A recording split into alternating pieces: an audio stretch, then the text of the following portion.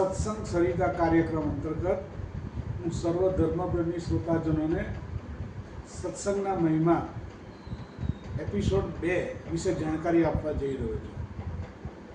આ અગાઉ સત્સંગના મહિમા ભાગ 1 માં મેં વશિષ્ઠ ઋષિ અને વિશ્વામિત્ર ઋષિ વચ્ચે સત્સંગ બાબતે થયેલા સંવાદનું વિસ્તૃત વર્ણન કરેલ છે। એ જ રીતે આજના કળિયુગને ધ્યાનમાં રાખીને જે સૌથી મહત્ત્વનું છે દરેકને માટે એ સત્સંગ છે। તો સત્સંગનું મહત્ત્વ શું હોય એના વિશે વધુ જાણકારી આપવા હું નારાયણ ભગવાન અને મહર્ષિ નારદ વચ્ચે થયેલા સંવાદની જાણકારી આપવા જઈ રહ્યો છું। એકવાર જિજ્ઞાસાવશ થઈને મહર્ષિ નારદે નારાયણ ભગવાનને પૂછ્યું કે પ્રભુ સત્સંગનું મહત્ત્વ શું હોય? ત્યારે પ્રભુ નારાયણ મહર્ષિ નારદજીને કહેવા લાગ્યા કે દેવર્ષિ, જે આ છાણમાં કીડો છે એને તમે પૂછી જુઓ કે સત્સંગનું મહત્ત્વ શું છે। મહર્ષિ નારદજી કીડાને પૂછ્યું કે સત્સંગનું મહત્ત્વ શું છે। આ પૂછતાની સાથે કીડો મૃત્યુ પામ્યો। એટલે મહર્ષિ નારદજીએ કીધું, મેં આટલું પૂછ્યું અને એ જીવાત્મા તો મરી ગયો, મને એનું પાપ લાગશે। ત્યારે નારાયણ ભગવાને કીધું કે એવી જ રીતે એક તાજેતરમાં પોપટનું બચ્ચું જન્મેલું, એ બચ્ચું એને તું પૂછ્યા કે સત્સંગનું મહત્ત્વ શું? મહર્ષિ નારદજી ગભરાતા પોપટના બચ્ચાને પૂછે છે કે સત્સંગનું મહત્ત્વ શું? આ પૂછતાની સાથે પોપટના બચ્ચાના પણ પ્રાણ પંખેડા ઉડી ગયા, એ પળવારમાં મૃત્યુના આધીન થઈ ગયો। આ જોઈને નારદજીને બહુ જ આશ્ચર્ય થયું, ગભરાટ પણ થયો। ત્યારબાદ પ્રભુને કહે, આ પૂછું છું અને મરી જાય છે।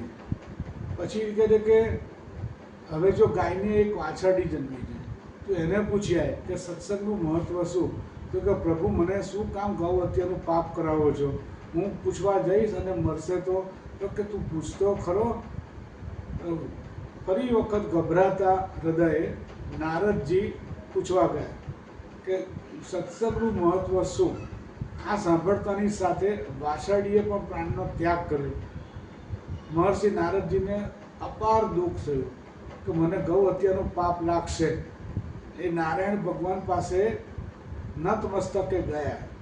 ત્યારે નારદજીને આશ્વાસન આપતા પ્રભુએ કીધું કે તું જા, હવે રાજા છે એ રાજાના ત્યાં એક પુત્ર જન્મ્યો છે, એના ત્યાં તું જા। તો કહે છે કે પ્રભુ, જો રાજાના પુત્રને પૂછીશ સત્સંગનું મહત્ત્વ શું અને એ મૃત્યુ પામશે તો રાજા મને ફાંસીએ લટકાવી દેશે। મને આવા ઘોર પાપમાં શા માટે પાડો છો? ત્યારે પ્રભુએ ફરીવાર સસ્મિત સાથે કીધું કે તમે જઈને પૂછો તો ખરા। તો રાજાના પુત્રને પૂછ્યું જન્મેલા કે સત્સંગનું મહત્ત્વ શું? એ સાથે એ પુત્ર પણ મૃત્યુ પામ્યો, પરંતુ મૃત્યુ પામતા પહેલાં એને મહર્ષિને એ હાથ જોડી નમન કર્યા કે મહર્ષિ, સત્સંગનું મહત્ત્વ શું એ બાબતે હું આપને જણાવું છું। મને અત્યારે વૈકુંઠમાંથી વિમાન લેવા આવી રહ્યું છે, એ પહેલાં હું આપને જણાવું છું કે હું માત્ર એક છાણનો કીડો હતો। આપના દર્શન કરવાથી અને સત્સંગનું મહત્ત્વ શું આટલો શબ્દ સાંભળવાથી હું પછી પોપટનું બચ્ચું બન્યું। પોપટના બચ્ચામાંથી આપના દર્શન ફરી થયા અને ફરીથી આ પ્રશ્ન પૂછવાથી હું ગાયની વાછરડી બન્યો અને ત્યારબાદ આપ જોઈ શકો છો એમ હું રાજાના ત્યાં પુત્ર તરીકે અવતરિત થયો અને હવે હું મૃત્યુ પામીને જઈ રહ્યો છું। મને વિષ્ણુ ભગવાનના પાર્ષદો લેવા આવ્યા છે અને હું વિમાન માર્ગે વૈકુંઠમાં જઉં છું। આ રીતનું સત્સંગનું અનેરું મહત્ત્વ છે।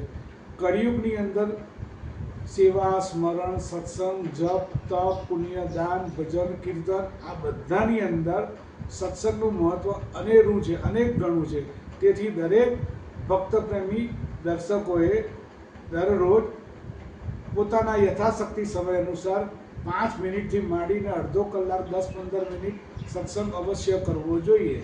રાજેશ સના, જય શ્રી કૃષ્ણ.